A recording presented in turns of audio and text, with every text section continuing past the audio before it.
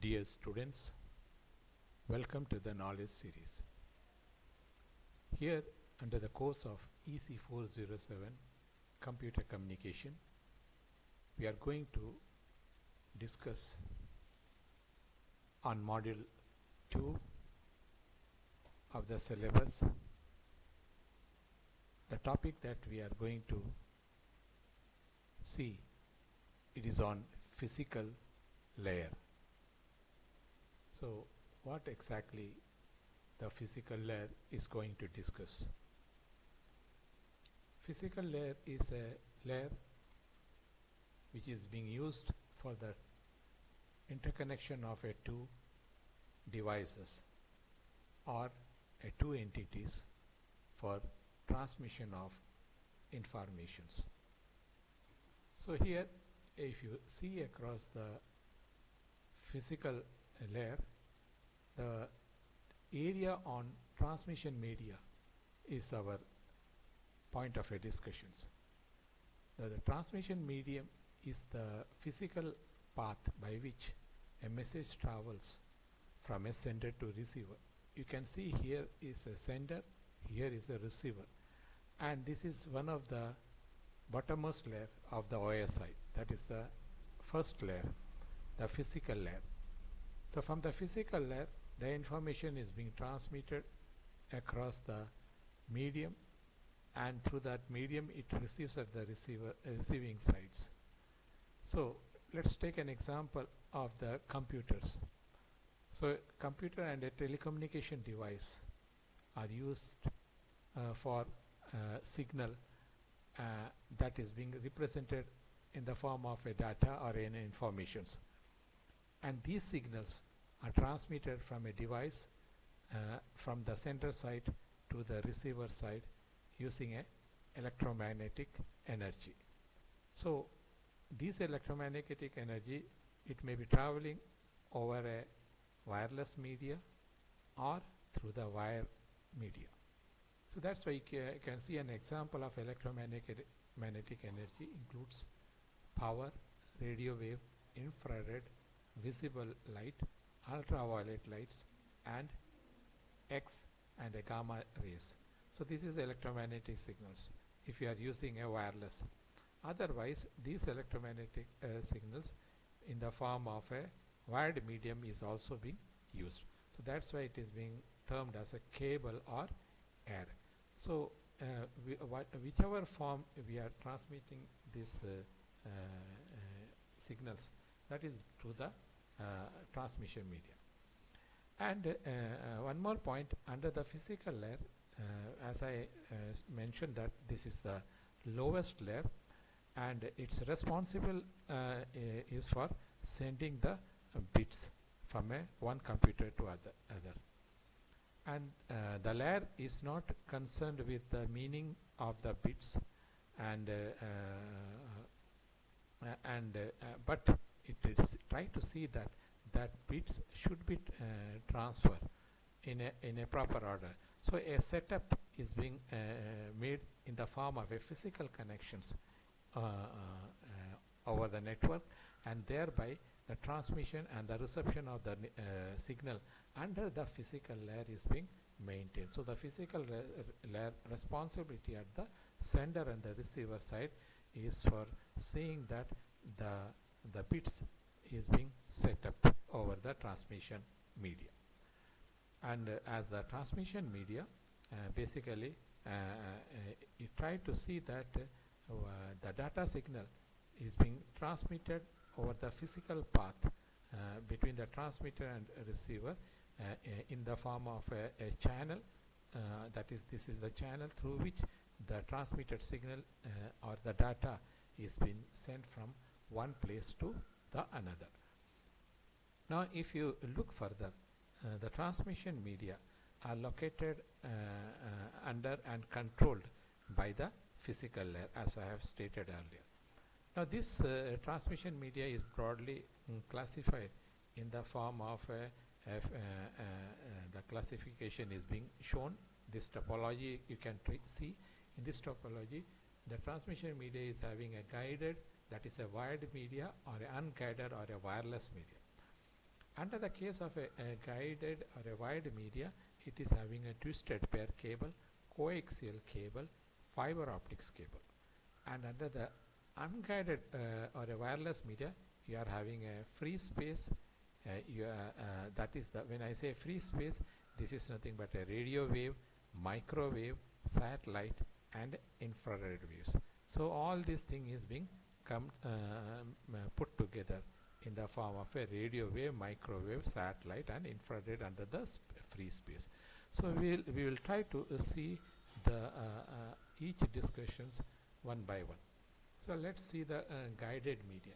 When we talk about a guided media, it's basically referred to the wired or bonded transmissions. Bonded means it is having a connections between the sender and the receiver. So where this bonded media or the wired media or a wireless media is being used for the transmission. But since it is a guided, that's why we say it is a wired media only. So signal being transmitted and directed in a confined narrow path by which the signal moves, and this is using a physical link. So you can see here in the guided media are those that provides a conduit from one device to another.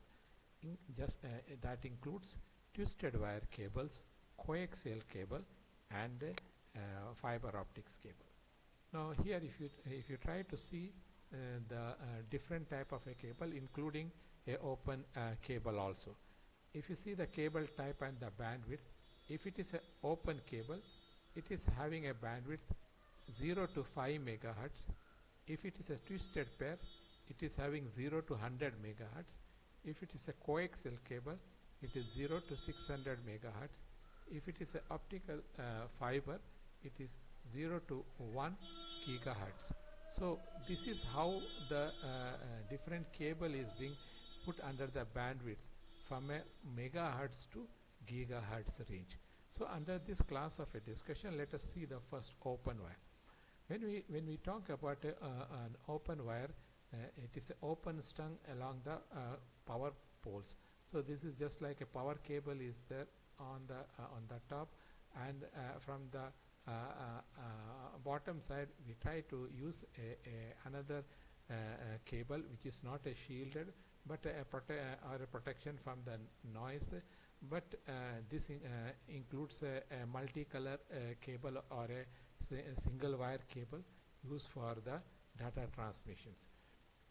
And such type of a data transmission is for a short distance up to 20 feet.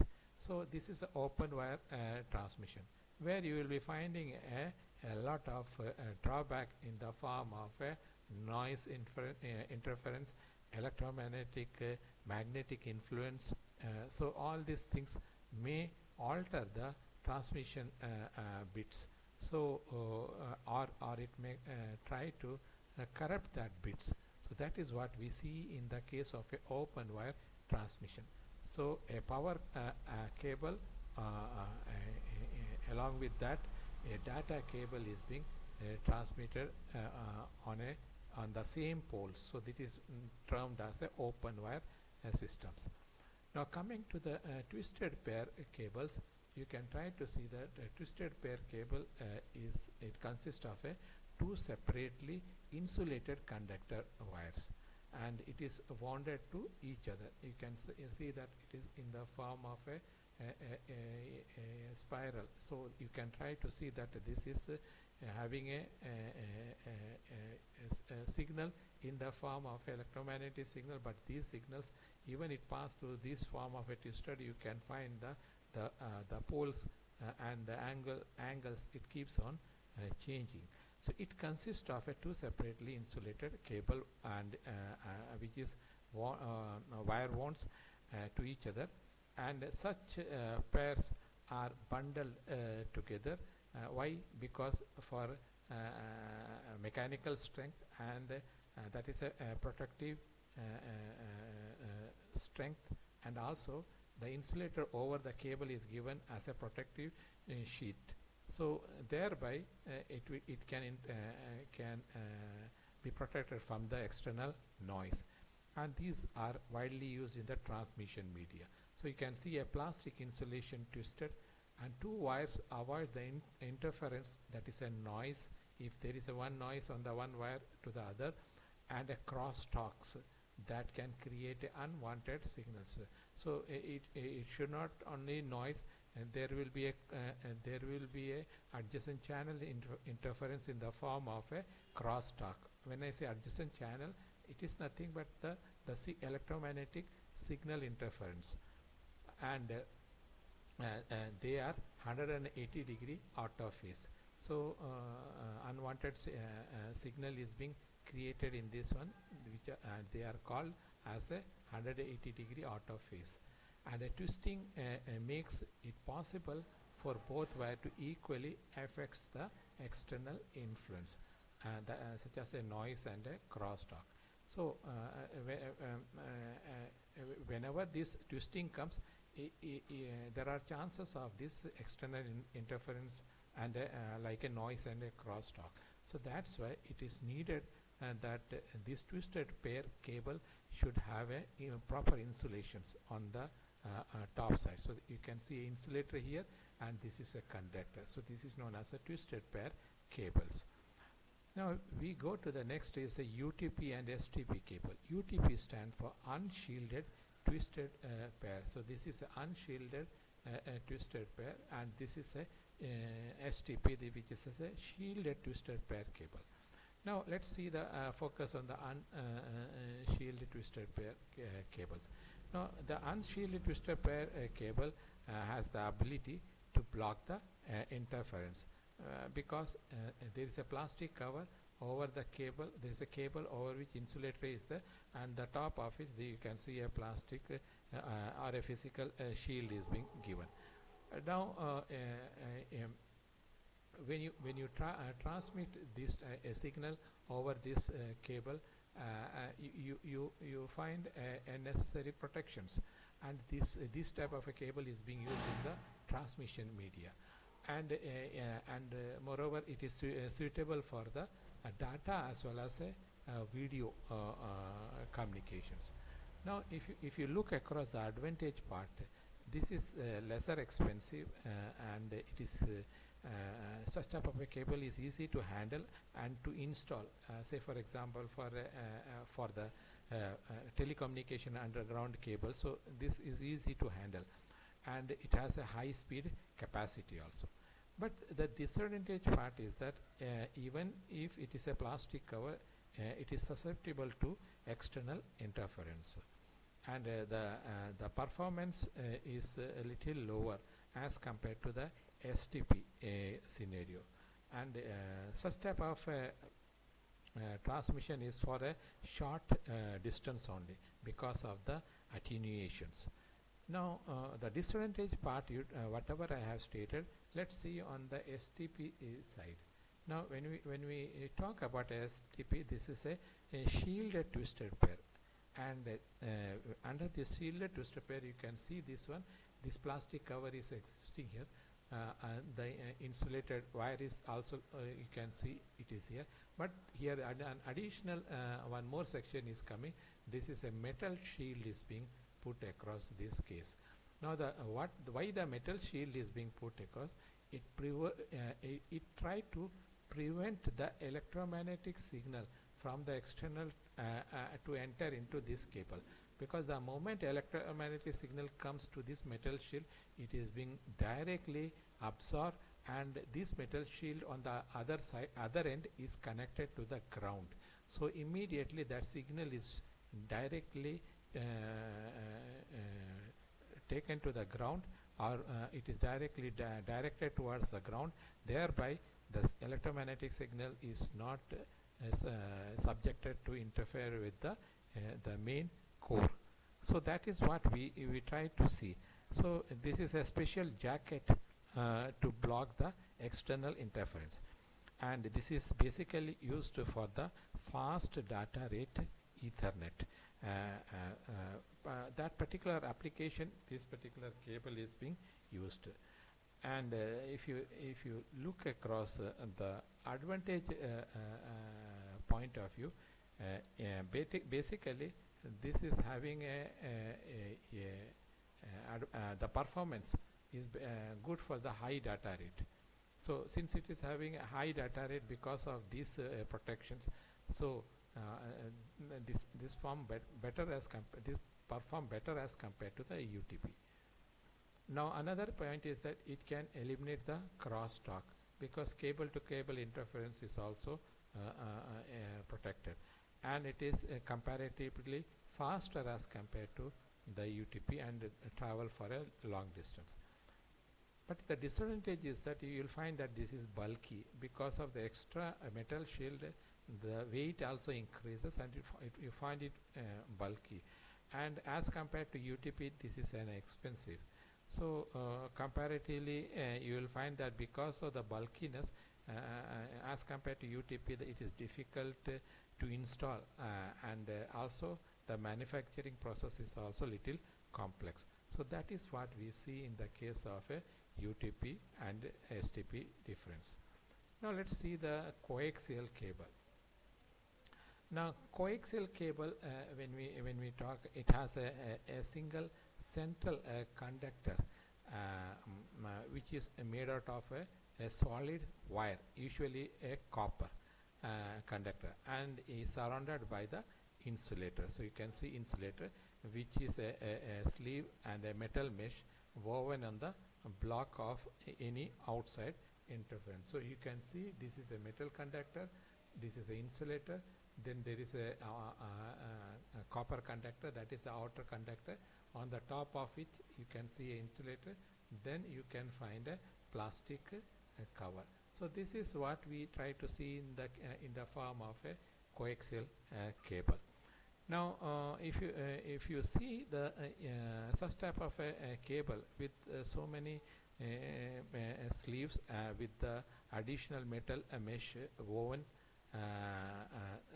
on the to a block, so this will try to subside the outside interference, and basically coaxial cable are used for the cable TVs and analog TV network, and it is being widely used coaxial cables. The advantage is that such type of a cable is having a higher bandwidth. So you can see a excellent shield, that is what he can see, and it has a little interference and radiations. From here external interference is also less, and from here the conductor radiation is also you can able to minimize or subside.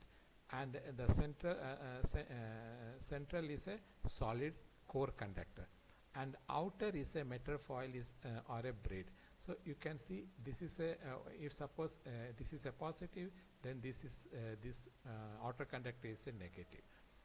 And now if you find it is inexpensive, but as far as the disadvantage point of view, if you try to see that because since it is a single cable failure will cause the disrupt of the entire network. So that is one of the constraint is there, and it is basically expensive to manufacture such type of a cable. And above all, you will find that since it is a single cable for the application, sometimes it is difficult to install also. So these are the features of the coaxial cable and its advantage and the disadvantage part. Now we go to the next, which is a fiber optics cable.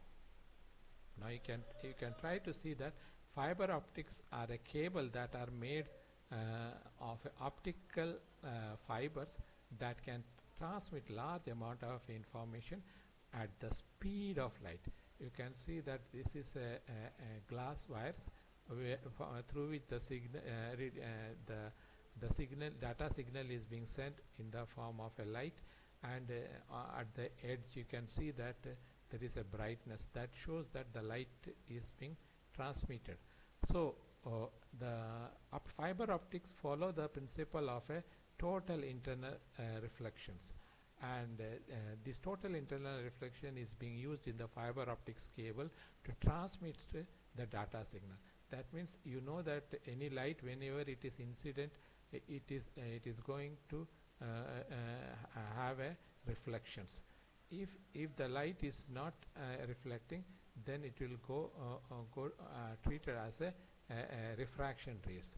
So based on the incident light and the reflection light, the signal is being propagated from the sender to receiver. That you can see, this is a core over which the light is being passing through this core by following the total internal refractions. So light is incident to the cable. Once it is incident into the cable, and based on the cladding surface, the reflection will be taking place, and thereby it will not allow the light to escape, and so the energy is not lost, and thereby it carries the entire signals to the receiving or the receiver side. So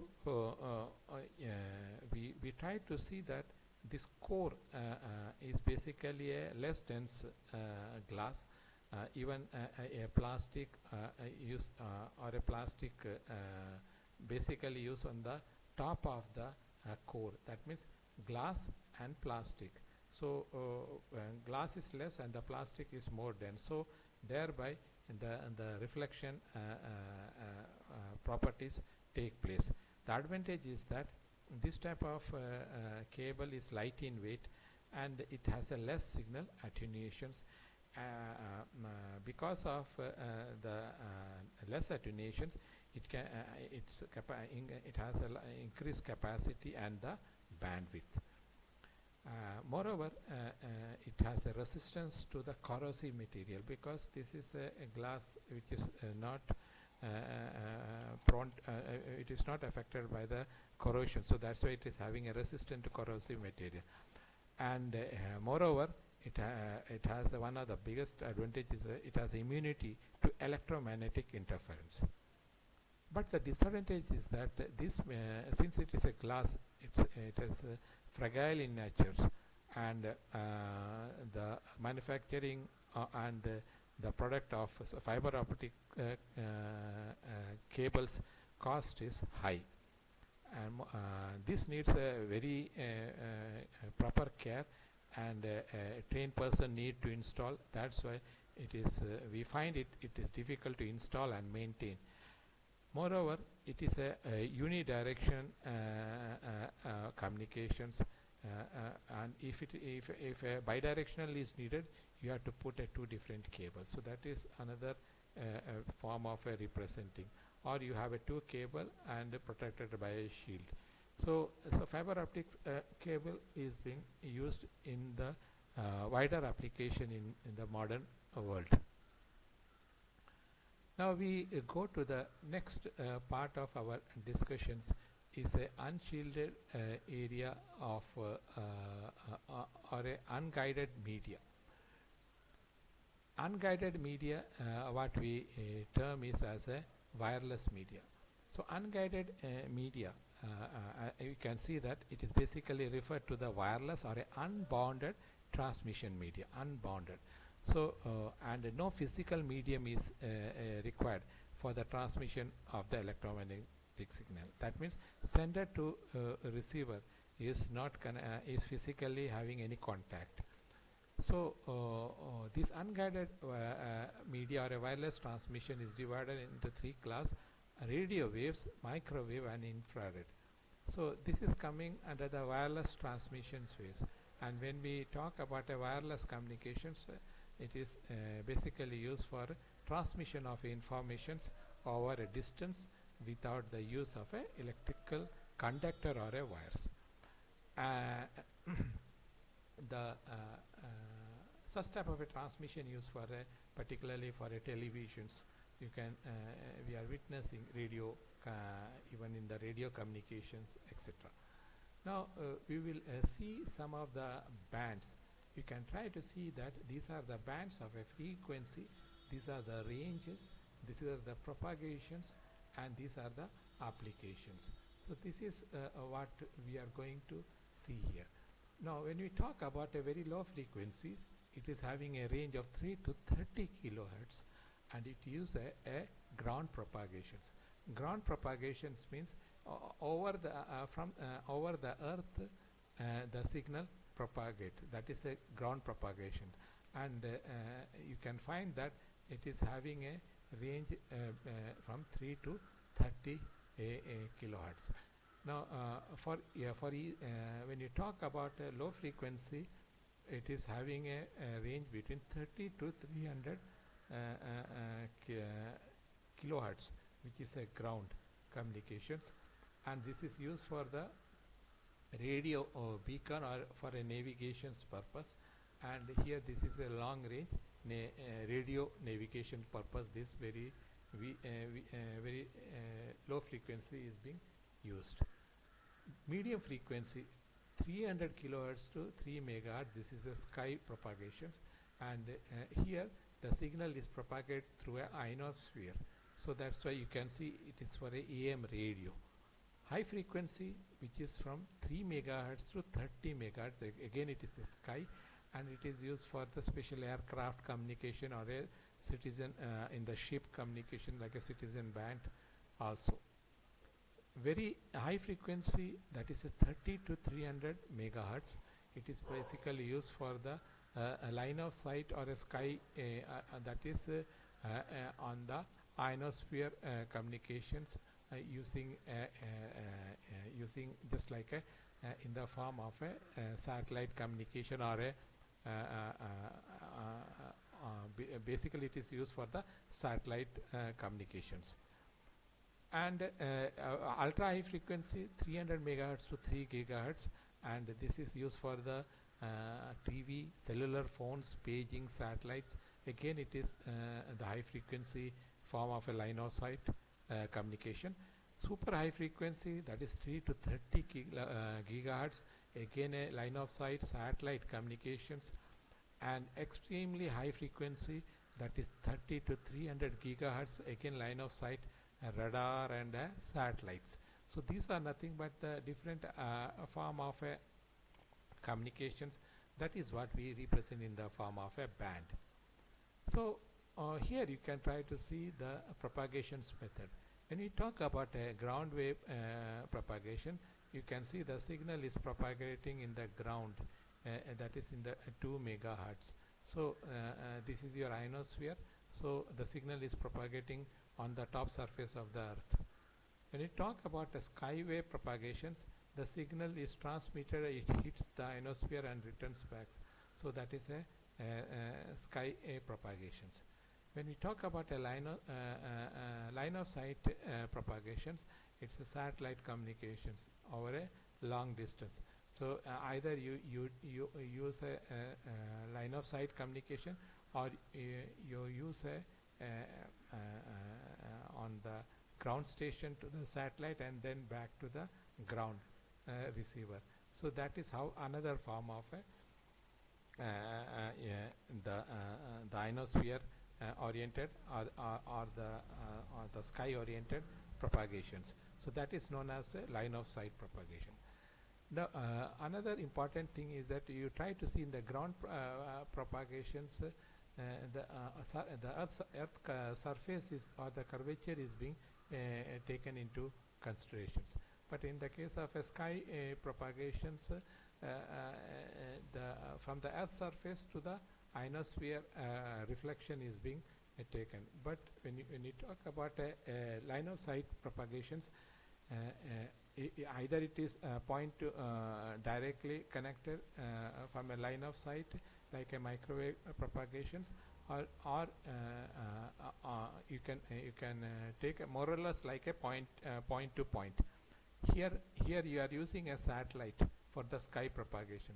Line of sight, you use a direct contact between the sender and the receiver. You don't need to have a influence of the third reflectors. So surface propagations, reflection propagations, direct point to point communication propagations. So here if you try to see the distance is small, here distance is little more, here distance is still more. So these are the different form of a communications which you try to see here. Now we go to the next communications is nothing but a slide with respect to the terrestrial radio. So when we talk about a terrestrial radio, you try to see this one.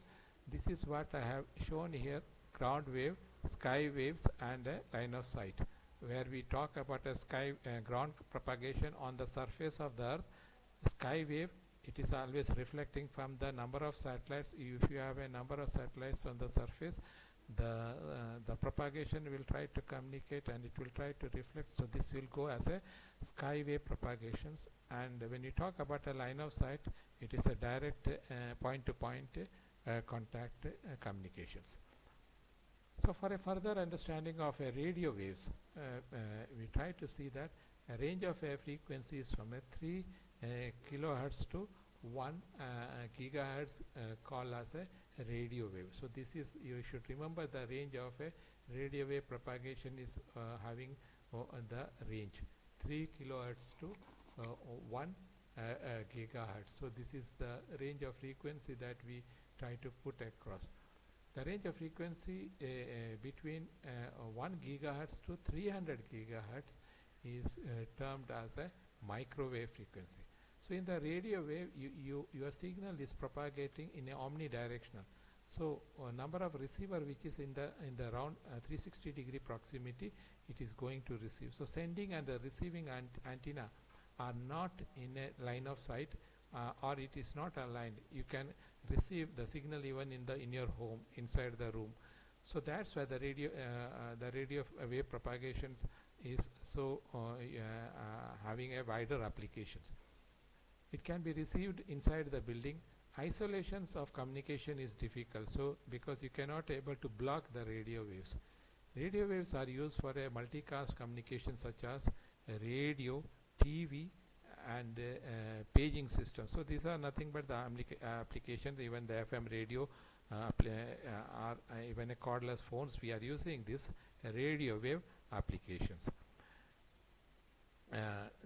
So these are the class under the unguided case, because you are broadcasting this signal through the air, and these signals are less secure and it can travel a large distance.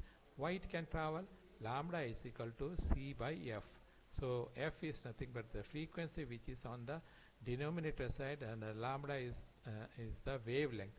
So as the frequency decreases, your wavelength increases. That is the inversely proportional. The next is nothing but a microwave. As you have seen that it is from a gigahertz range. If you see a radio waves, it is in the kilohertz to gigahertz entry. So it is purely falls in the gigahertz. So this is a high frequency signals, and it is a unidirectional, whereas here it was omnidirectional, you can say. Transmitting antenna is narrowly focused. That means you have to focus the signal between the transmitter and receiver. If your receiver is not focused towards the transmitting antenna, you will not able to get the signal. So that is what we mean to say. Sending and the receiving antenna are not aligned. So here there is no need for alignment, but there is a need for a focus. Microwave propagation is having a line of sight. It cannot receive inside the building due to high frequency when blocked. So because of the high frequency signal, it can be blocked. So thereby you will not able to see the signal inside the house if the microwave signal is not focused under the case of the line of sight. So that's why, because in the gigahertz range you have to go for a line of sight. That is more or less. Definitely you can use a sky propagation, but the point is that the sky propagations chance of a signal getting to the receiver, it will cause a loss because of the microwave frequency. Wider sideband is used for the high data rate, because for a high data rate you have to see that you have to use a sideband for the protections of the signal not to get influenced because of interference. Microwaves are used for a unicast one-to-one communication such as cellular phones, satellite and networks and wireless LANs. So you can see this one, and the signal received at the receiver side, that is antenna, dish antenna, and these signals are focused to the point from where the signal is being taken back to the receiver. Now this is a horn guide through which you can horn guide antenna. Through this guide you are propagating the signal, and from here it is being transmitting out. So this is the different unidirectional antenna is being shown over here for your easy understanding. Next comes the infrared. Infrared frequency, you see that it is extremely high frequency, and these are extremely high frequency. You need a unidirectional, and you cannot compromise with the ionosphere. So the infrared signal can be used for a short distance, because as the f increases, lambda is going to be small. So that's why short range communications and a close area using a line of sight propagations. And it is basically it is used because they cannot penetrate through the device. So that is what we try to see in the case of infrared communications. Another point of such type of communication is that it is not interfered by other remote. If you are using a remote that is infrared, one remote to the another remote, it will never interfere. It is having basically it is excellent for data transmissions. So that is what we see in the case of infrared. Infrared data acquisitions IRDA port allows a wireless communications with a peripheral at 75 kbps up to a distance of 8 meters. So this is what the infrared infrared wireless communications bitrate and the distance over which it can able to. Say in our home we are having a remote, you can use that one to verify this specifications, so that you can see that you cannot use the remote for a very long distance because of the high frequency range of high frequency range. Now we come to the final point is that the design factor of a data transmissions. So what exactly means? So the design factor for a data transmission systems, basically it is to achieve a high data rate, because that's why we go when we talk about a data transmission design factor, we have to see that the data rate should be high, and the transmission systems, the transmission range should be large, or a maximum distance it should cover. So these two things if you take into account, then the effectiveness of the transmission, of course the cost should be also minimum. So by considering the key factor of the data rate and the transmission distance, we are having 4 different distributions. The one is a bandwidth. Bandwidth means the data it talks about a data rate over which the signal travels. So if your bandwidth is high, you think like a bandwidth is like a gate. If your door or a door, if a door is small, so lesser people will pass. But if a door is having a wider space, more amount of people will pass. So it is same thing. So data rate depend on the bandwidth. The greater the bandwidth of the signal, the higher will be the data rate. So that is the first part of the bandwidth. Now coming to the transmission impairments. So impairment is basically, it talks about the attenuations or the interference. When a transmission impairment exists, so attenuations will cause, and thereby it limits the transmission distance, and this is undesirables. So that is very important things you have to note. The next point is interference. Interference because of type of transmissions. You can see in the day transmission, in the night transmissions, under the wireless media of the radio signal, you will find interference in either of the case. Particularly, you try to tune your radio in the daytime, and you try to keep the same station and try to if you amplitude modulation signals, you try to take into consideration. You tune your radio to a station in the daytime, and in the night time you try to visualize, is there any variation in the noise? That is a very clear understanding. So interference cause because of the overlapping of the frequency bands. And why the frequency band overlaps? Because the signal which is transmitted, it is reaching at the receiver because of the change in the layer on the top of the earth surface. So in the ionosphere, if the layers changes, thereby interference will also result. So this results in the interference can distort or cancel the signals. So that is what we talks about the interference. And interference is considered as a major issues with the unguided media, but in the guided media is also there, but not that much.